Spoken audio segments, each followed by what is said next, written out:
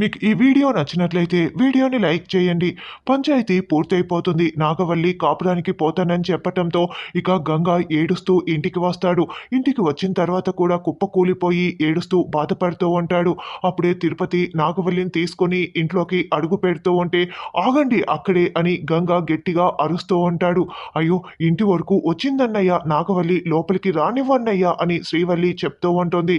నాగవల్లి ఎప్పుడో చచ్చిపోయింది, ఇంకెక్కడ బ్రతికి ఉంది అని గంగ అరుస్తూ ఉంటాడు.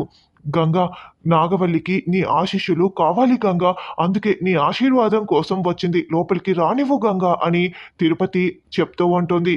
అప్పుడు శ్రీవల్లి కూడా అవునన్నయ్య, ఆడపిల్ల నాగవల్లి ఇంట్లోకి రానివ్వన్నయ్య అని చెప్తూ ఉంటే తిరుపతి అత్త ఒక్కటే ఇంటికి వచ్చింది. నాగవల్లి ఎప్పుడో పంచాయతీలోనే చచ్చిపోయింది.